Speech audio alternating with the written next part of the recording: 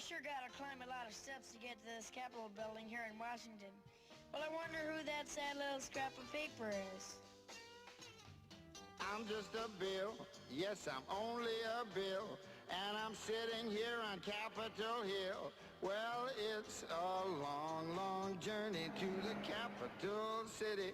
It's a long, long wait while I'm sitting in committee, but I know I'll be a law someday. At least I hope and pray that I will, but today I am still just a bill. Gee, Bill, you certainly have a lot of patience and courage. Well, I got this far. When I started, I wasn't even a bill. I was just an idea. Some folks back home decided they wanted a law passed, so they called their local congressman, and he said, "You're right, there ought to be a law." Then he sat down and wrote me out and introduced me to Congress, and I became a bill. And I'll remain a bill until they decide to make me a law. I'm just a bill, yes, I'm only a bill, and I got as far as Capitol Hill. Well, now I'm stuck in committee, and I'll sit here and wait while a few key congressmen discuss and debate whether they should let me be a law. I hope and pray that they will, but today I am still just a bill.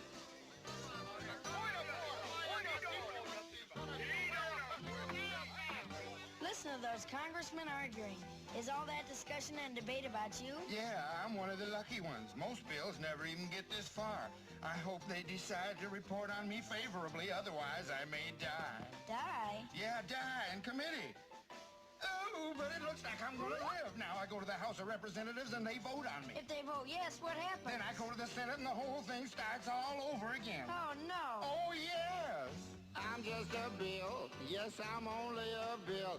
And if they vote for me on Capitol Hill, well, then I'm off to the White House where I'll wait in a line with a lot of other bills for the president to sign. And if he signs me, then I'll be a law. I hope and pray that he will. But today I am still just a bill. You mean even if the whole Congress says you should be a law, the president can still say no? Yes, that's called a veto. If the president vetoes me, I have to go back to Congress and they vote on me again, and by that time you're so By old. that time, it's very unlikely that you become a law. It's not easy to become a law, is it? No, but how I hope and pray that I will. But today I am still just a bill. He signed your bill. Now you're a law. Oh, yes. The class on civics and American politics is complete without I'm Just a Bill from Schoolhouse Rock. So I play this in every single class. And it's perfect. It captures exactly the legislative process between our political institutions, primarily at the federal level. This is clearly about Congress and the presidency, but also the local level, which we'll talk about today. I meant to get to that last time. I went, my apologies. So we will get caught up just a tad on that, and I'll keep it a little bit shorter today. As we turn to institutions, by that we mean the states.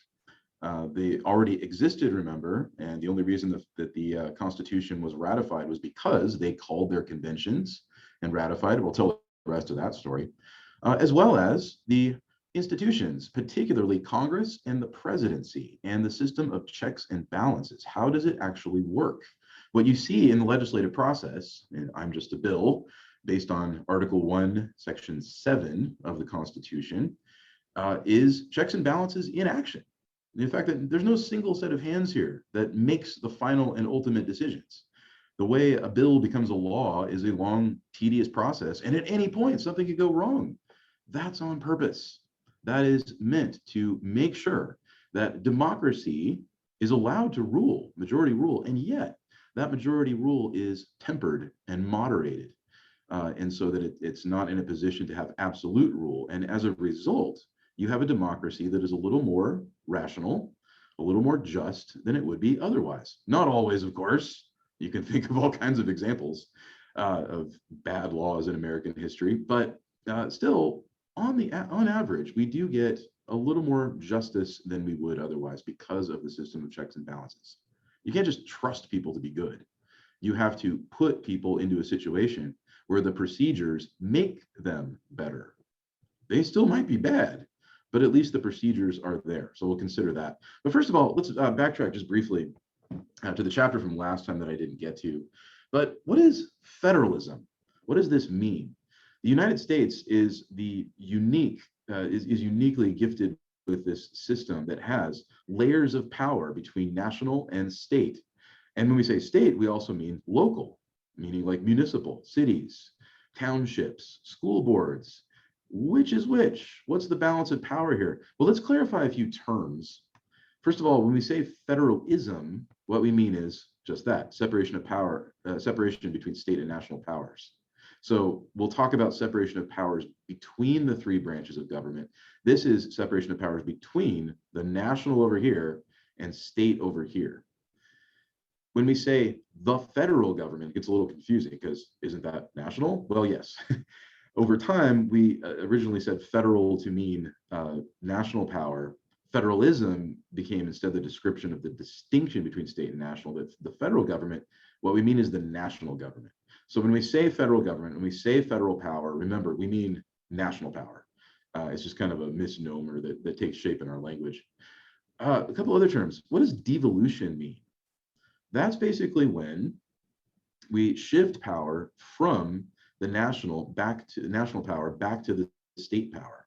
When the federal government gives something up that it had control of before, and now it says it's the state's business and local government's business.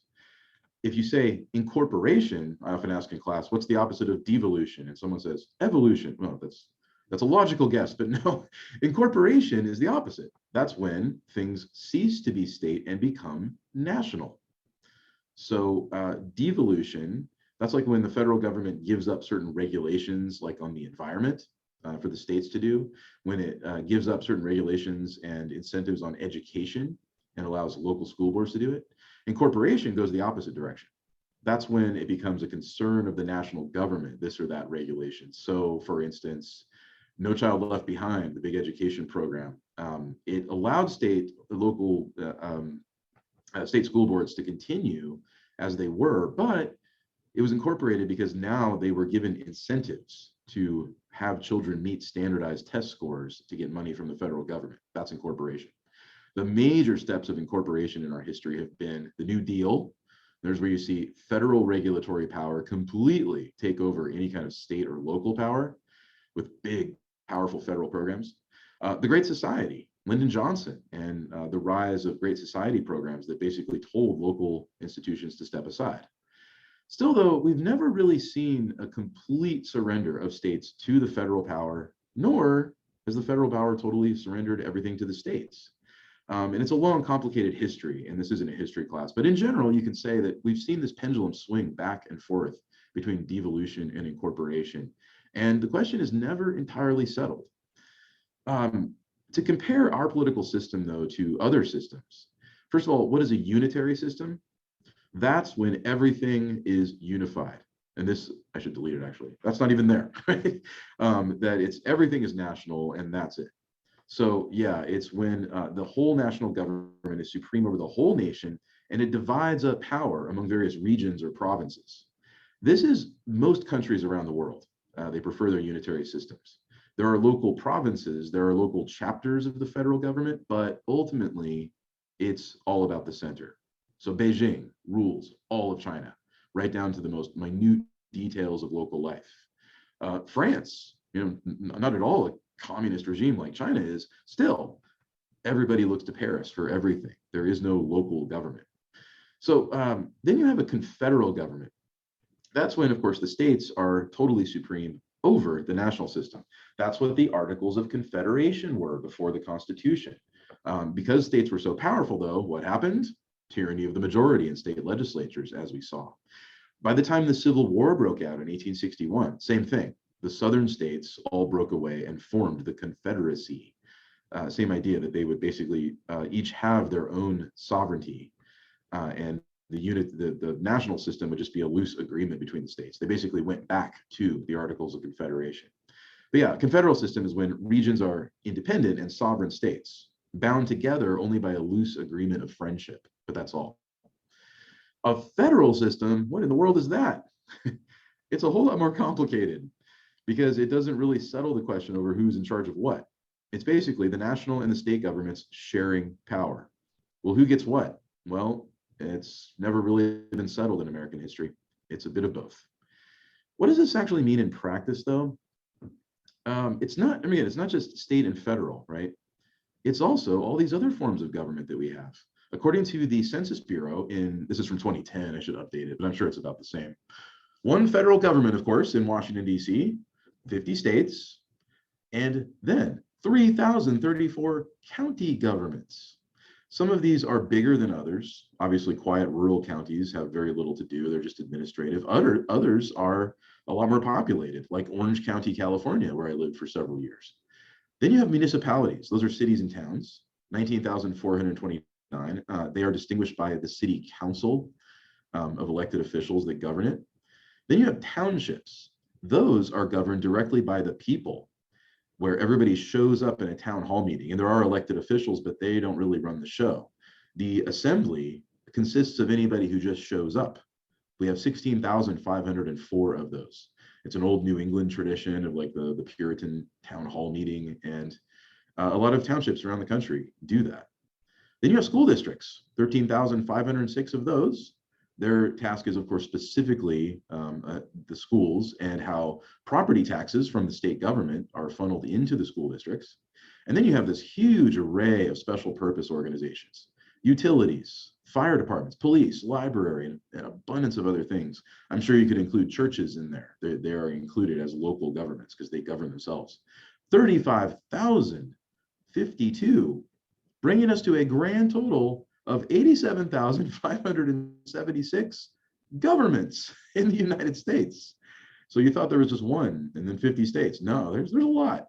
And you see, every time people have a special interest or a certain goal, they form a government. They band together as a community. They draft a charter or a constitution and govern themselves at the local level. Nobody seems to think the federal government should be the one to organize my local school board or my local fire department. So yeah, even though we've seen a whole lot of power shift up to the federal level, there is still a lot of local sovereignty, a lot of face-to-face contact between representatives and the people, and sometimes even the people themselves in the case of townships and school boards. So what does this tell us? That responsible citizenship is actually pretty easy. It doesn't just mean staying up to date on what's going on in Washington, D.C. We're really just spectators to that. It's important. We should pay careful attention, of course. But still, the real government that touches your life the most is local. The further you go down the scale, the closer you get to you and your values and your concerns. Down at the bottom.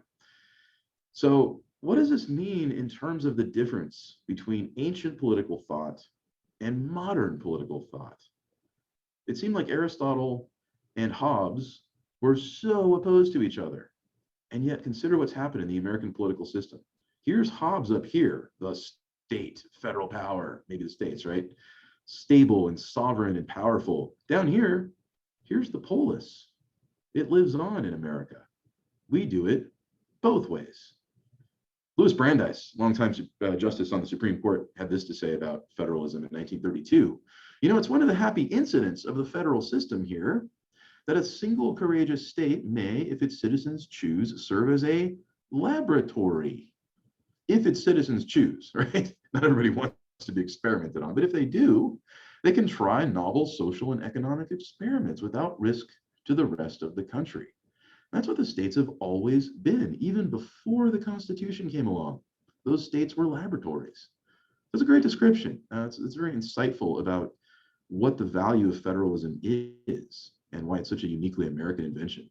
What sort of things do state governments do apart from the federal government? And you could add city governments as well. Well, local utilities, the fact that the snowplow, the small roads and even the local highways, interstate highways, those are different. Congress builds those and funds them. But as far as local highways, you get your driver's license, the roads are maintained, city parks, all of this is local, which leads me to one of my favorite TV shows of all time. I'm sure you've seen it, Parks and Rec. Ron Swanson is a radical anti-government libertarian, and yet he works for the government. And so the tensions between those things generates a lot of great comedy. Go check it out. It's a very funny show. But also law enforcement. You can tell I used to live in California here, Costa Mesa PD. If you are pulled over for speeding on a local city street, it's not going to be an FBI agent who pulled you over. It'll be a city cop. Even if you're on an interstate highway, who's going to pull you over? Highway Patrol, who works for the state. It's not the federal government's business. States manage most of the nation's police, and at the city and statewide level too. So we keep it local, and we like it that way. If somebody's going to write you a ticket, if somebody's going to arrest you and take you in, aren't you glad it's not a federal agent? Now, of course, federal agents do that, but only for federal crimes, like kidnapping or murder or whatever. But as far as local offenses, yeah, it's guys who live in your town, in your neighborhood. We like it that way, don't we? Social services too. The federal government knows that it's not entirely competent in dealing with poverty, healthcare, unemployment insurance. It's gone through phases in its history where it thought it did, but ultimately we know that local governments and local communities understand local problems best. How do you deal with, say, the drug problem in town? Does some bureaucrat in Washington truly understand it, as well as people here on the ground? There you go. So yeah, states allow that sort of face-to-face interaction. Indeed, these are the functions of the polis. No surprise, the word police for law enforcement is derived from polis. It's a local thing. Conflicts between state, local on one hand, and the federal power on the other. Conflicts between the Constitution and its government and states are always decided by the federal courts. Once in a while, I said always, but most of the time, once in a while, the courts will surrender some of it for Congress to answer. They'll rule on what's called a political question, but most of the time, yeah, they're the ones who do the balancing act between should we have prayer in public school or not? So public schools are local institutions. Who cares if they have prayer? Well, the Supreme Court back in 1963 said, yeah, but it violates the First Amendment clause, the First Amendment's religion clause. And so for that reason, separation of church and state, they struck it down. That's just one example, but you get the idea. The federal courts have been really in the business of dealing with these local affairs. So despite all the amazing ability of local governments, though, to stay attuned to our local needs, how do people feel about local government? The trust is really, really low. It started off relatively high. State and local municipal governments, people thought very highly of them about the mid-60s. And I think part of the reason it dropped so fast was because this was the Great Society. This is when Lyndon Johnson came along and we saw increasing desire among the American people for the federal government to come up with a solution. Unless, of course, you were Barry Goldwater, right? Unless, of course, you were a conservative in that era. And that's what conservatism was, local government above all else, right? But yeah, we sort of lost it during that era. There was a peak in the early 2000s, and I think that might have been because of George W. Bush and the war on terror and distrust of the federal government and Homeland Security and all that. I think that's why. But then it sort of tapered off again. And all in all, people don't care too much about local government. What's interesting is Republicans actually care a little bit more about it, more about state government than Democrats do. Democrats are more likely to look to the national government for solutions for everything. Not Republicans, though. They put a lot more trust in local politics and local ability. I mean, a variety of explanations for that, but it's a revealing graph. Might Democrats learn to love local politics again? Who knows? Great example in a case study recently. We mentioned, the big eruptions of anger at local school boards over curriculum, and for a while it was, the masks and during the pandemic and all that. But it was also the material that was being taught, and local folks showing up and yelling and screaming at school board members about critical race theory and all of this. And it's their free speech rights, and they're perfectly within their rights to do this. But then again, hey, why don't they check this out? Run for the school board. And if enough people support them, it's like got a lot of supporters here, then maybe they'll win a seat. And they can shape the school and the curriculum and the disciplinary procedures or whatever the way they want to, instead of yelling at the people who do. Imagine that. Taking control of it yourself. That's the idea. That's the value of federalism. That's the idea that we find with local government. These are exactly the things that the anti-federalists, critics of the Constitution, thought states did very well. And that's exactly why we should not have a federal power of any kind, but keep things as local as possible. Well, much to their surprise, James Madison agreed with them in Federalist number 45. He agreed with them, and yet he turned right around and still insisted that the national constitution that was being proposed for ratification would be compatible with the states. Don't worry, anti-federalists, he says. You can trust that this national system will not swallow up the states. And then he lists his reasons, and I'll just list them briefly because we're a little bit short on time. But what are the various reasons that the federal constitution is good for the states, not just compatible with them, but good for them? He starts off with this very passionate plea. He says, look, why did we fight the American Revolution?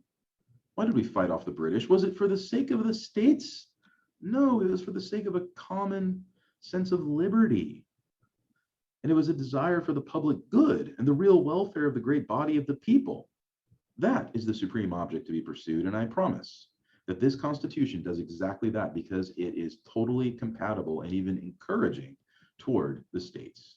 So first point he makes is that the strongest tendency among the states is to despoil the national government. If you look at historical examples, and he lists a whole bunch of historical names. It's okay if you don't know what they are.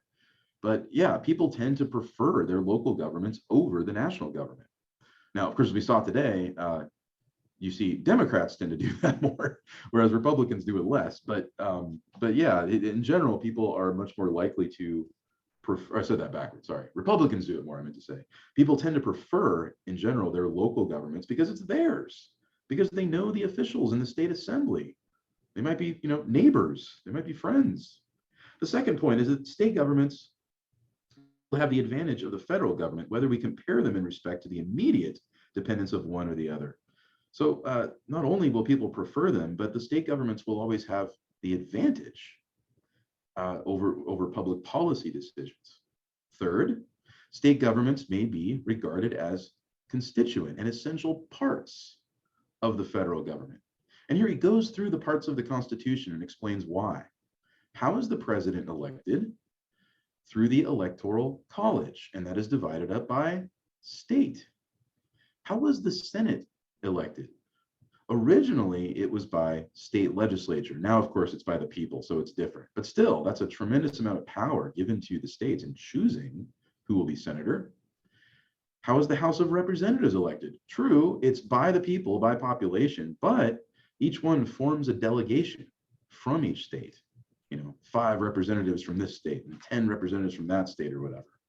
So his point is that the federal government, that the states are very involved in the election of officials. Plus, it has everything to do with the number of individuals, this is the fourth point, employed under the Constitution of the United States. They will be much smaller than the number employed under particular states. So it doesn't take a lot of people to run the federal government. You've got one president, a few members of Congress. He didn't think they'd ever be above like 100, 150. Of course, today it's 535, but still, that's still small. A few federal agents who are appointed by the president, maybe like a couple hundred, but that's it. States have way more people in their governments. Fifth, though, and here's the very famous line where he says, the powers delegated to, find that page, sorry. Yeah, page 32. This is the critical line. The powers delegated by the proposed Constitution to the federal government are few and defined. Just look through that Constitution, right? There aren't that many powers listed there, meaning that the federal government will never do anything beyond those powers. It'll never need to. Those which remain to the state governments are numerous and indefinite. So again, driver's licenses, marriage licenses, local utilities, all these things. The federal government will have nothing to do with those. They might place regulations on them or whatever, but still, they will be local entities, not federal. So federal government, powers are few and defined. State governments, powers are numerous and indefinite. indefinite, right? Meaning there's really nothing that states can't do. Of course, if the people don't like it, they vote out the officials who passed that law and made that policy. But wow. So what an intriguing paper. Here you really see James Madison, like we said, reconciling Aristotle and Hobbes. He doesn't say it, he doesn't say their names, but he's definitely thinking of the polis on one hand and the state on the other. And he's bringing them together into a hybrid system. What about, though, we left off with Federalist 10. What do you do about factions? Back to that. Can you can you destroy liberty, right? That will get rid of factions. No. Can you give everyone the same opinions, passions, and interests? No, can't do that. So what can you do about factions? Back to that. Well, there's two parts to his solution, remember? And remember what the two parts consisted of. It was not removing the causes of faction. That's impossible because the causes are sewn into human nature and they're always with us. But you can control the effects, remember? And there are two ways to do that. One is, as he said, sorry, that's an E, it says effects. That's an F. Sorry. One is to have a big republic. Very simple. Not big, sorry. Big, I meant to say. A big republic. Because what happens when you do that? You take in such a huge variety of interests that no single one can ever come to dominate the whole nation. They might get big and scary, and we've certainly seen this in our history, right? Where you've seen certain interest groups get really big and dangerous. Here come the communists, and they're going to overthrow the country. Of course, they weren't actually that big, but still people thought they were in the 1950s, right? But did it ever happen? So too, back in the 1980s and the fear of the religious right, you might remember Jerry Falwell and all that. Oh no, they're going to take over the country and impose this religious fundamentalism on us. Did it ever happen? No. These interests come and go because the republic is just too big for any one of them to take over the whole thing. It's an amazing safety net. Back to that question in Plato, right? A safety net to prevent the worst things from happening. Things that would otherwise tear a democracy apart don't in a republic. So yeah, back to this. Here's the extended sphere again. So I draw it again. Pretty good. But yeah, you get all those huge, dangerous factions, which again would otherwise completely take over some other regime. They can't do it here. And again, these are not geographic. They're just sort of numbers of like, here's like 1 million people here and 1 million people here. And they form an interest group and they want to get their way at everyone else's expense. But they can't. Because no matter how big they get, they bump up against other factions that cancel them out. But what has he left out here? Well, the other part of controlling the effects is the first one he mentioned. The big republic is the second one. Sorry, big republic, I meant to say. The first one was representation, representative government. So what that means is all these people across the land send off representatives to the capital. There it is, little flag. Right? There's a Congress, there's a House, there's a Senate. Pretty good, huh? And so they choose people that because people out down here are thinking more about their representatives. Here's one. Here's another. They're judging their character. They're thinking more about their ability to represent the people instead of the issues. What happens, Madison says, it will refine and enlarge. Oops. Refine and enlarge the public views. Help the people think bigger than just their own narrow self-interest. But what about that system? How do you ensure that the representative government you make behaves itself?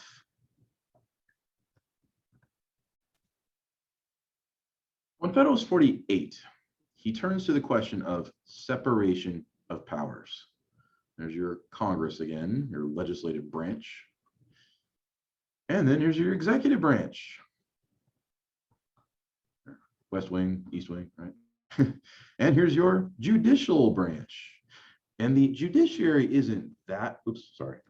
Come on. The judiciary isn't that big of a, doesn't want me to draw the Supreme Court. There we go. The judiciary isn't that big of a deal because judges only interpret the law. They don't wield a tremendous amount of power. But the real question is between these two. What do you do about the relationship between Congress and the presidency, the elected branches, the political branches? Right. Judging is not necessarily political. I mean, that's debatable, of course, but for Madison's purpose, he's not concerned so much about the Supreme Court. Federalist 48, what does he say? Everyone agrees that we must have this separation of powers of some kind, right? There must be some way of keeping them separate. But I hope to show in this paper that the way to keep them separate is to actually blend them. The blending, having them connected and blended, as to give to each a constitutional control over the others. That sounds like a contradiction, right? Anti-federalists say, well, look, either they're separate or they're blended, right? It's one or the other. Madison says, no, no, no, listen carefully.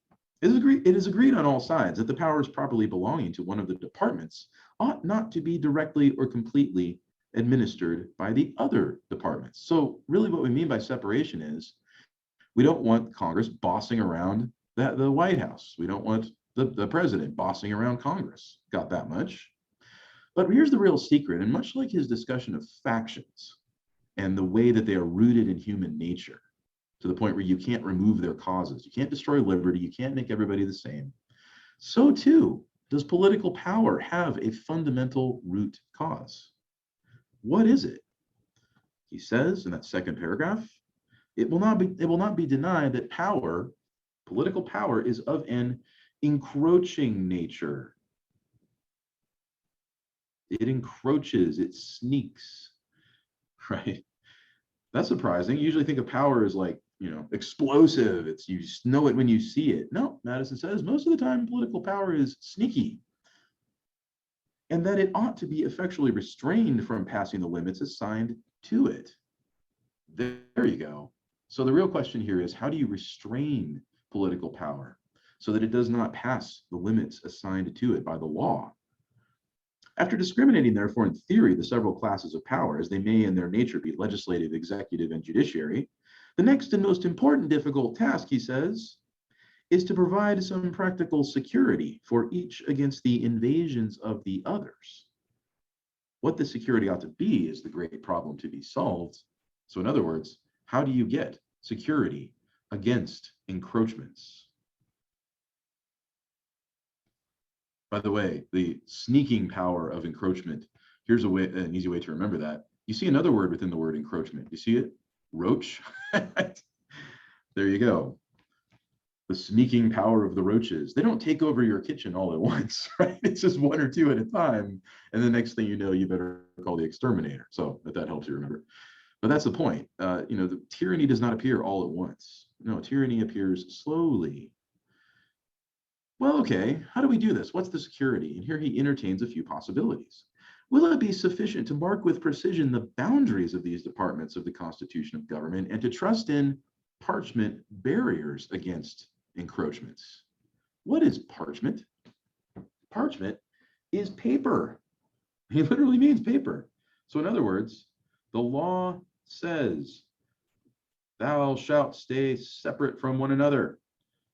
And Congress, you will not pass this barrier and mess with the president. And Mr. President, you will not pass this barrier and mess with Congress. Got it? Parchment barrier. Is that going to work? Well, the law, right? I mean, isn't it the law? Well, consider yourself for a moment. You're driving home at 2 o'clock in the morning and exhausted, and you come to that stop sign and there's no one around. What do? Well, you Mary students come to a full stop, but what does everybody else do? You tap the brakes and off they go. Yeah, that's it.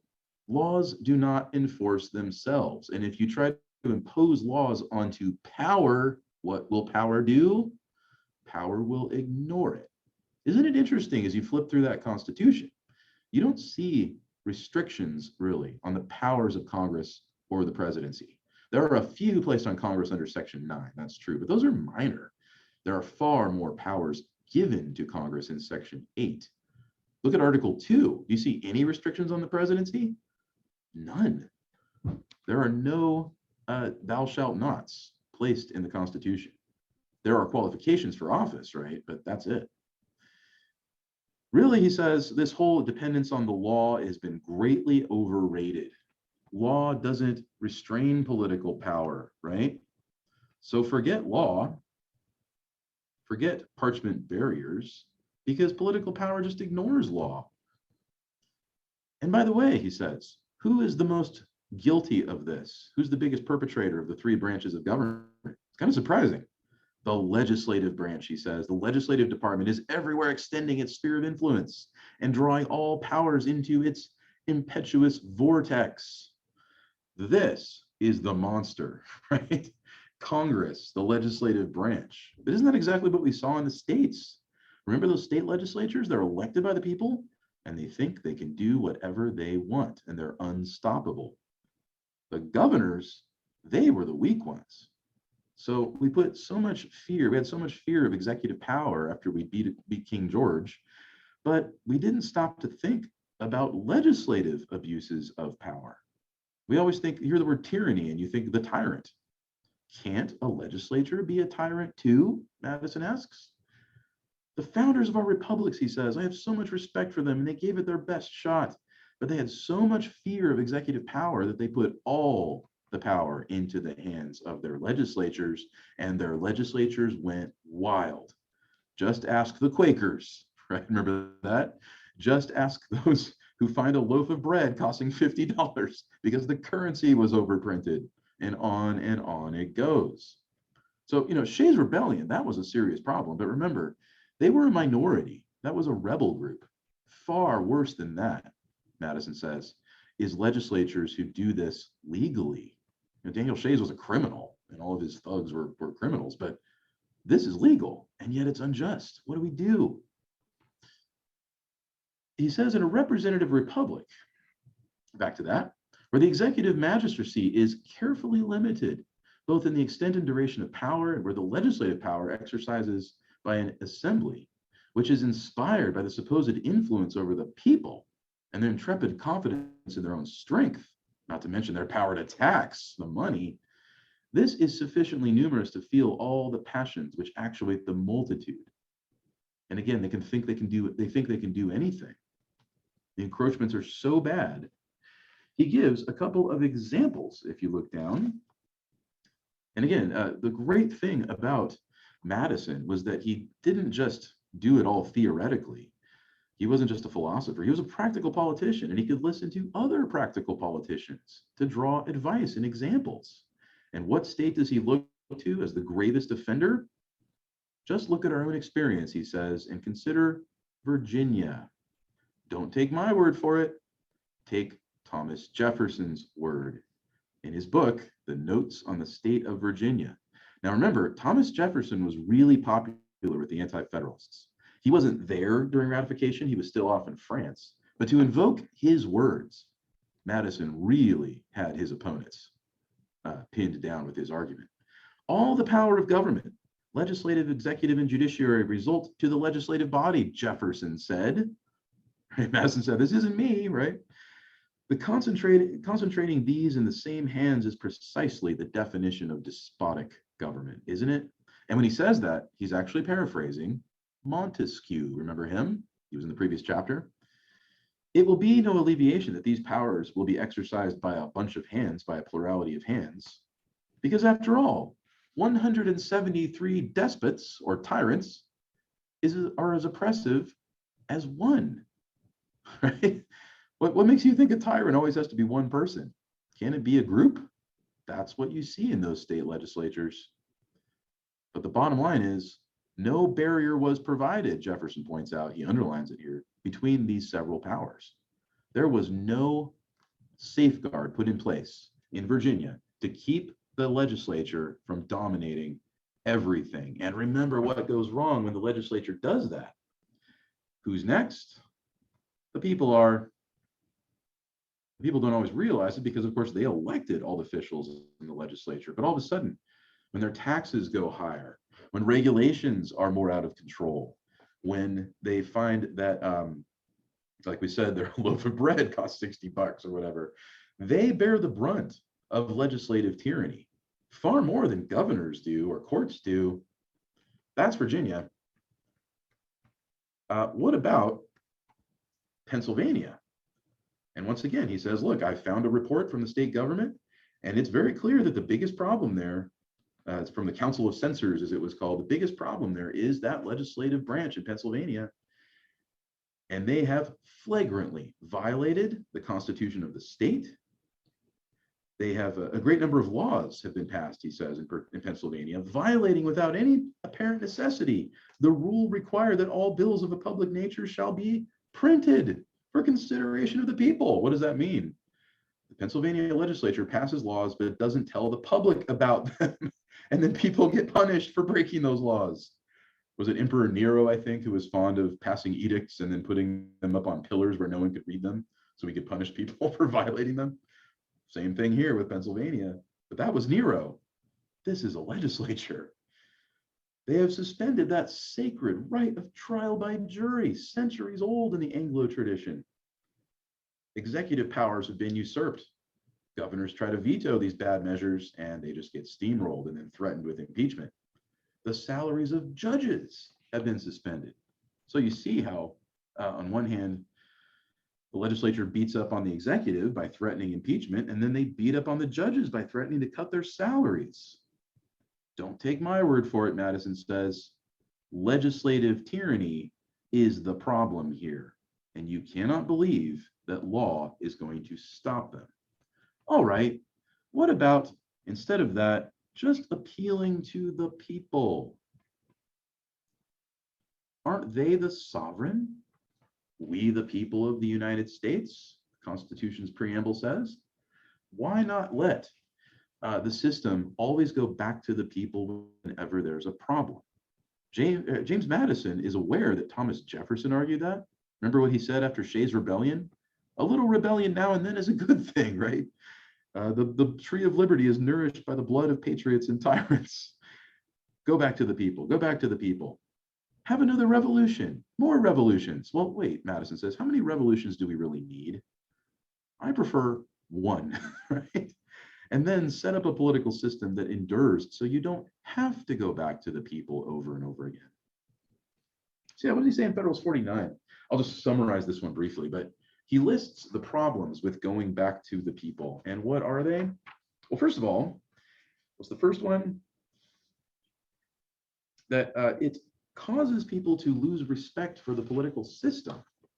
If the people get used to thinking that every single time there's a problem in the government, they have to fix it by calling another convention or perhaps having another revolution, then they're not going to respect it. And really what happens, back to the regimes, you slip down the slope from republic to democracy.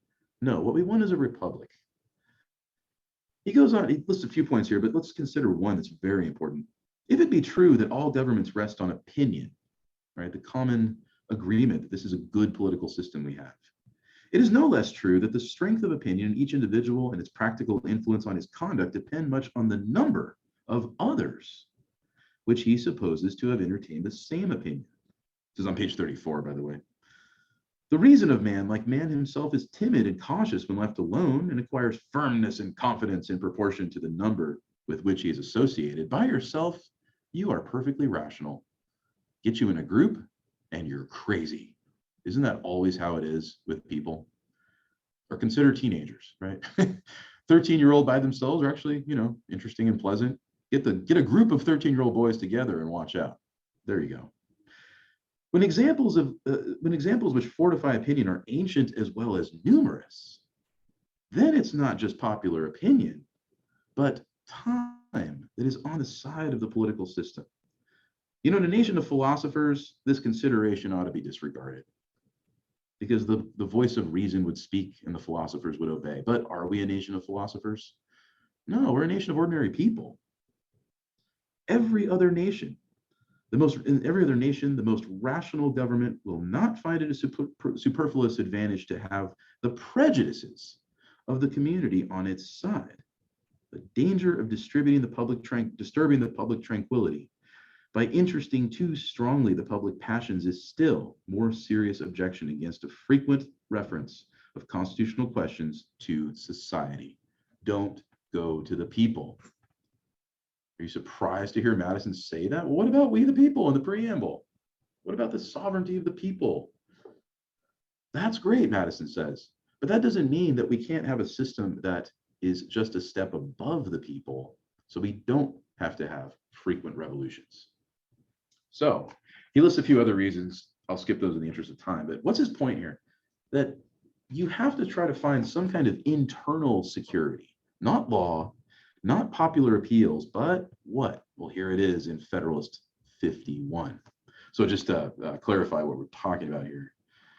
The law question, that was Federalist number 48. The people question, that was Federalist 49. 51, though, he turns to the Constitution itself and the way that it prevents encroachments of power. To what expedient, he asks on page 35, to what expedient shall we finally resort for maintaining in practice the necessary partition, separation of power among the several departments as laid down in our Constitution, or this Constitution? That's a very wordy sentence, but he means what's left? You can't look to the law, you can't look to the people, so what do you look to? Here it is. The only answer that can be given is that all these exterior provisions are found to be inadequate, and that the defect must be supplied by so contriving the interior structure of the government, the way that these branches interrelate with each other, the interior structure of the government, in a way that they keep each other in their proper places. Don't try to just separate them. That doesn't work. Don't go to the people to try to keep them in line. That doesn't work. Make sure that the government is designed in such a way that the branches keep each other in their proper places. So in other words, they fight off the encroachments of the others. So how do you do that? He lists a few things here. In order to lay a due foundation for the separate and distinct exercise of the different powers of government, which to a certain extent is admitted by everybody to be essential to the preservation of liberty, it's evident that each department should have a will of its own. So in other words, why did you do that, Mr. President? The president can look at the Constitution and say, well, I'm authorized to because I'm the president. A will of its own. He says later that you must give to each one the necessary constitutional means and personal motives. That's huge. The Constitution empowers them to do it, plus their ambition or personal motive of ambition, or personal ambition. If I can write in order here. Their personal ambition is what makes them do it. That's a stunning claim, because what was ambition for the Romans? That was a vice. That was what you found in a tyrant. Tyrants are ambitious. No. Politicians who serve in the Roman government, they are not ambitious. They are public-spirited servants. Here, Madison just turned right around and said, guess what? Ambition is a good thing because it can be the vehicle that makes the government work. Members of Congress are ambitious. Presidents obviously are very ambitious, and their offices are designed in such a way that they invite that ambition. And all they got to do is win an election, and off they go. The great security, he says, against a gradual concentration of several powers in the same department consists in giving to those who administer each department, there it is, necessary constitutional means and personal motives to repel the encroachments. So it kind of looks more like this. The president, by being the president, repels encroachments of Congress. The Congress, by being Congress, repels encroachments of the president. It's that repelling. By the way, isn't there a bug spray called Repel? Remember the roach? Anyway, see, it all ties together. But yeah, repel the encroachments of the others. Push them back, push them away. The provision for defense, he said, must in this, as in all other cases, be made commensurate to the danger of attack. So when Congress attacks, what can the president do to repel? Veto power. If ever the president attacked, what can Congress do? Cut the funding. Balance of powers achieved within the system. The interest of the man, he said, must be connected to the constitutional rights of the place. I skipped a line. Ambition must be made to counteract ambition. Ambition, countering ambition. Well, if nobody's got ambition, then there's no counteracting. So let's make sure that we invite the ambitious to serve. Then there's this.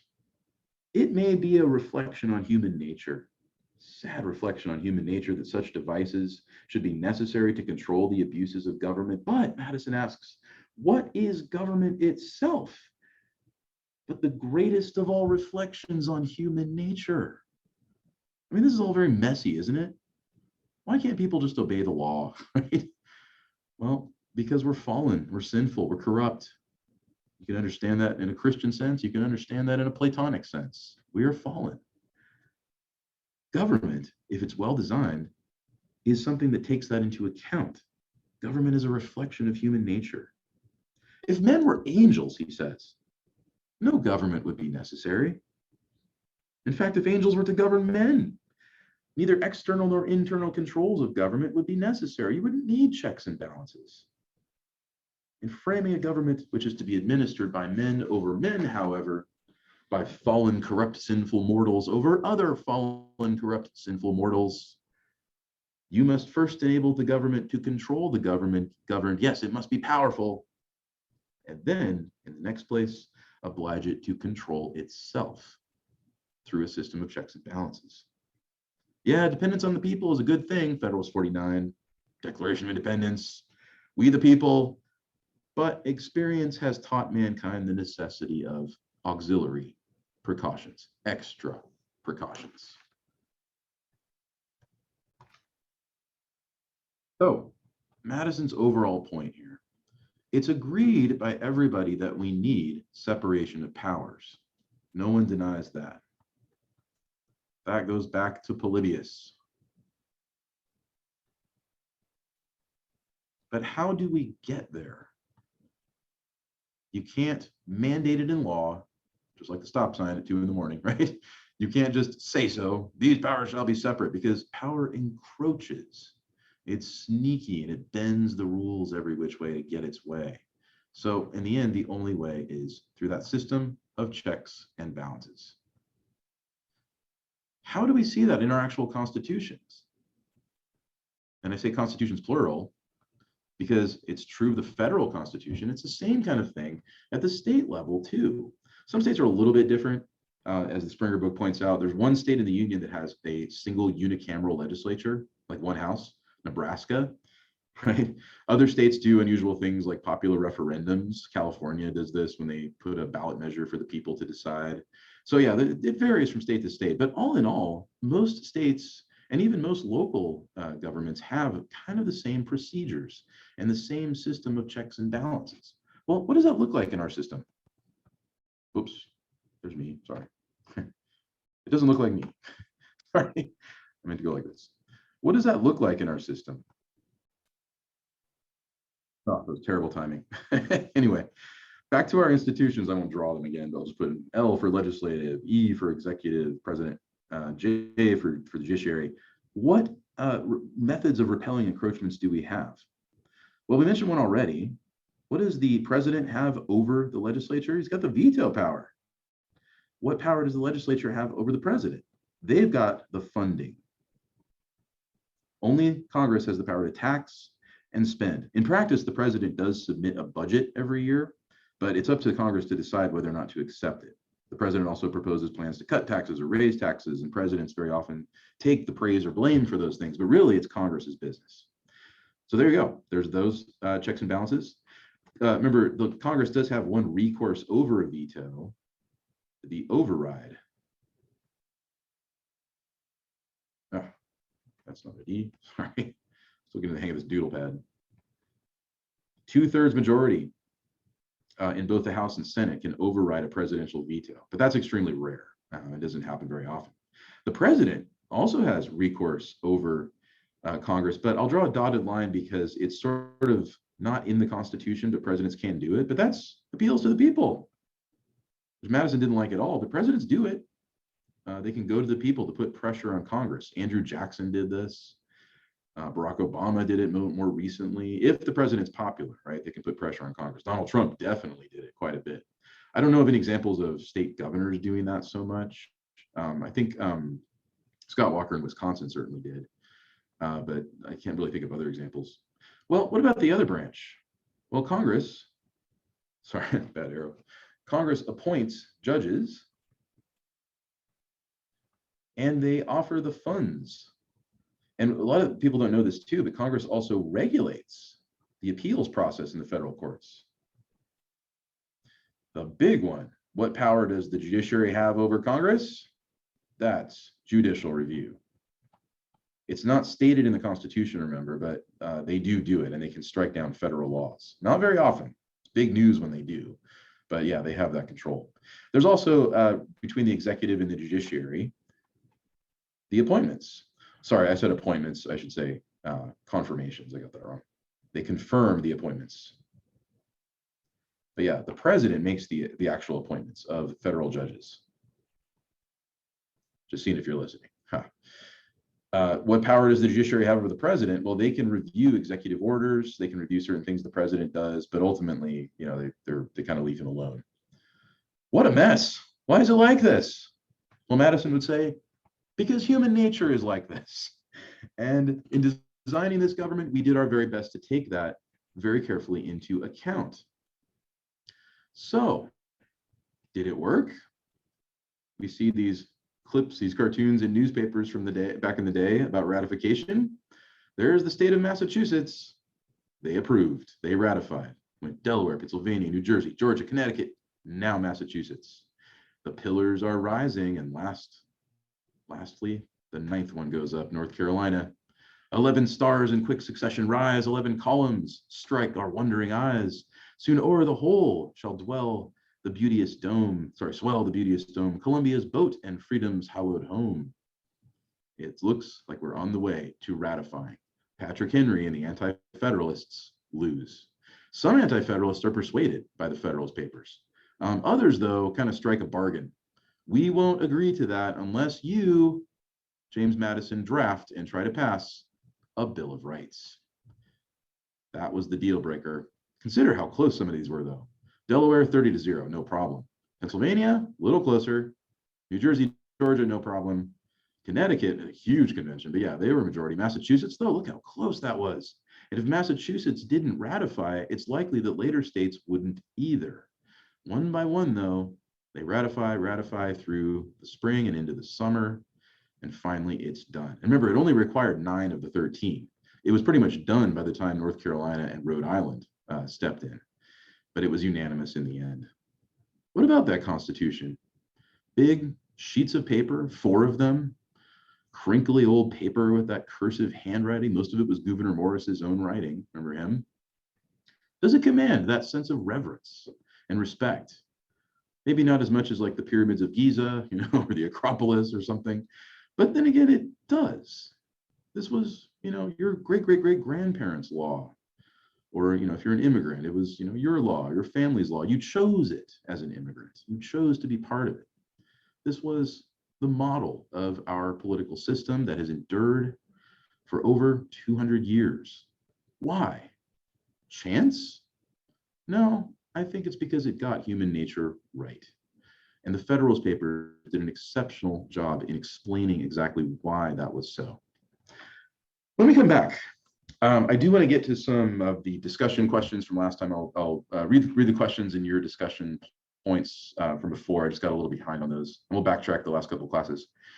And then we'll transition to the next topic. We'll talk about the young republic once it's up and running.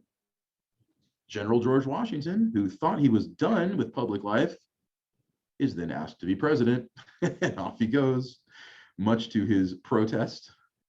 Then you get the second and third president, John Adams and Thomas Jefferson. I meant to get to that today, but we'll do it next time. We'll just look briefly at Jefferson's first inaugural, where you saw for the first time a political party take shape. And the challenge of Republican government is met for the first time with interests and parties, which, again, are factions. We weren't supposed to have those, remember? So we'll consider that, and then we'll transition to the next section and consider responsible citizenship in practice. See you then.